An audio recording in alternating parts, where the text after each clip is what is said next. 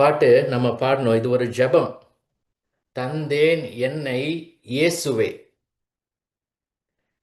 இந்த நேரம் உமக்கே அப்படின்னு சொன்னபடி சொல்லிட்டு நம்ம என்ன பாடணும்னா, உந்தனுக்கே ஊழியம் செய்து தந்தேன். Really did we mean it? இயேசுவுக்காக ஊழிய பணி செய்ய நம்ம ரியலி நம்ம இயேசுவின் இடத்துல ஜெபிச்சு நம்மள அர்ப்பணிச்சிருக்கோமா?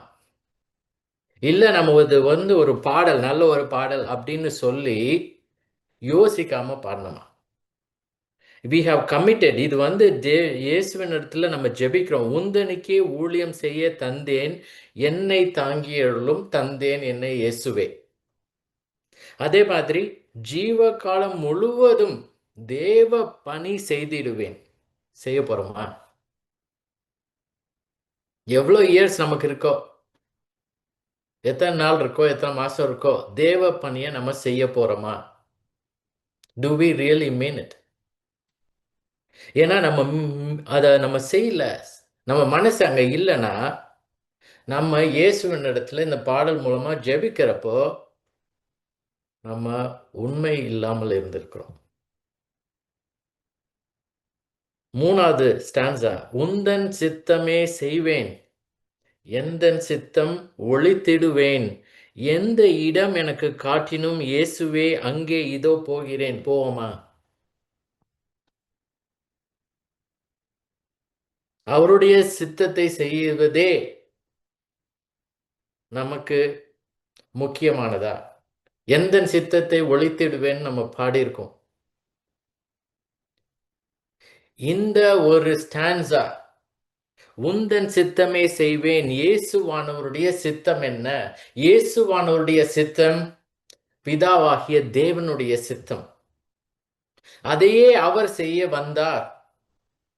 யோவான் 4வது அதிகாரத்துல 34வது வசனத்துல இயேசுவானவர் சொன்னதை லாஸ்ட் டைம் பார்த்தோம்.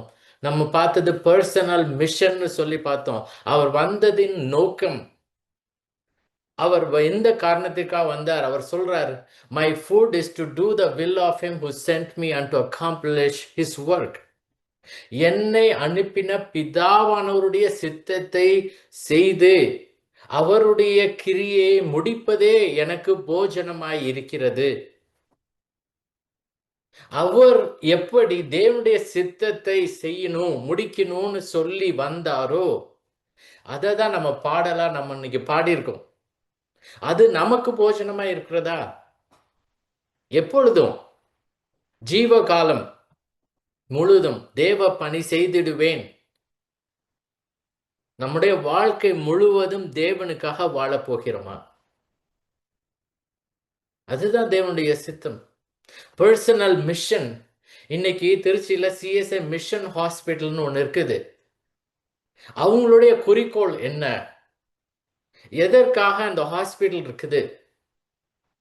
இயேசுவானவர் தன்னுடைய வாயின் வார்த்தைகளால் மத்தேயு 20:28 சொன்னது போல, ஊழியம் கொள்ளும்படி வராமல் ஊழியம் செய்யவே வந்தேன் அப்படின்னு சொல்லி, தன்னுடைய இரத்தத்தினால் ரட்சிக்க, தன்னுடைய உயிரை கொடுக்க வந்தேன்னு சொல்லி சொன்னார். மீட்கும் பொருளாக தன்னுடைய ஜீவனை கொடுக்கும் வந்தார் மனுஷகுமார்னு சொன்னார். ஊழியம் கொள்ளும்படி வராமல் ஊழியம் செய்ய. அததான் இன்னைக்கு சிஎஸ்ஐ மிஷன் ஹாஸ்பிட்டலோட மிஷனா இருக்குது. அவங்க ட்ரீட் பண்றாங்க, சுகம் இல்லாதவங்களுக்கு மெடிசின் கொடுக்கறாங்க, சர்ஜரி பண்றாங்க. அதெல்லாம் பல வகையில தேவனுக்காக ஊழியம் செய்கிறார்கள். உங்களுடைய பர்சனல் மிஷன் என்ன? யாராவது வந்தா உங்களுடைய பர்பஸ் என்ன, உங்களுடைய நோக்கம் என்ன, வாழ்க்கையில உங்கள் குறிக்கோள் என்ன அப்படின்னு கேட்டாங்கன்னா, இல்ல நீங்களே யோசிச்சீங்கன்னா என்னது இது? ஒவ்வொரு கம்பெனிக்கும் ஒரு மிஷன் ஸ்டேட்மெண்ட் ஒன்று இருக்கும். இல்ல ஒவ்வொரு சர்ச்சுக்கும், ஒவ்வொரு ஃபெலோஷிப்புக்கும் ஒரு மிஷன் ஸ்டேட்மெண்ட் ஒன்று இருக்குது. உங்களுடைய தனிப்பட்ட முறையில் what is your personal mission?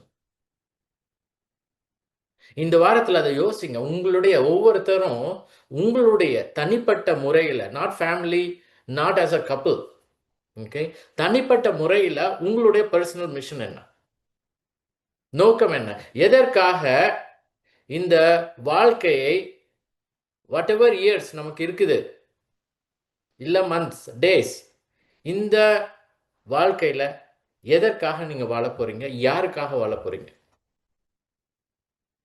இயேசுவானவர் சொன்னபடி என்னை அனுப்பினருடைய சித்தத்தின்படி செய்து அவருடைய கிரியை முடிப்பதே எனக்கு போஜனமாய் இருக்கிறது அப்படின்னு சொன்னது, சீஷர்கள் இடத்துல சொன்னது, அது நமக்கும் ஒரு பாடம். இன்னைக்கு ஜெபத்துல கூட நம்ம ஜெபம் பண்ணப்போ இந்த கால் டு வர்ஷிப்ல நம்மளையே மாற்றோம்னா ஆண்டவரே எங்களுக்கு காட்டியர்னு சொல்லி ஜெபிச்சார். இந்த ஒரு சேஞ்ச் நமக்கு வேணும். இந்த உலகத்துல நம்ம வாழ்ந்துட்டு நானும் 100 வயசு வரையும் வாழ்ந்தேன் அப்படின்னு சொல்லி இறந்து போறதுக்காக இல்ல.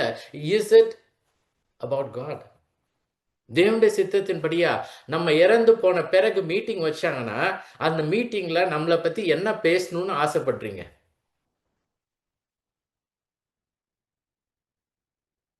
இவங்க இந்த இடத்துல பணி செஞ்சாங்க, இவ்வளவு நாள் வாழ்ந்தாங்க, இத்தனை பிள்ளைங்க பேர பிள்ளைங்க இருந்தது, அவ்வளவுதானா? இது எல்லாருக்கும் தான் நடக்கிற காரியம் இல்ல. கிறிஸ்தவர்கள், கிறிஸ்து இல்லாதவர்கள், கிறிஸ்தவர்களாகிய நாம் நம்ம சொல்றோம் நான் ஒரு கிறிஸ்தவன் கிறிஸ்தவன் அப்படின்னா தேவனை பற்றி அவர்கள் அந்த மீட்டிங்ல பேச முடியுமா? இந்த மனுஷனோ மனுஷியோ தேவனுடைய சித்தத்தையே போஜனமா வச்சு எப்பொழுதும் தேவனுக்காகவே வாழ்ந்தார்கள்னு சொல்ல முடியுமா? இங்க நம்ம பார்க்கிறது அதான் பர்சனல் மிஷன்.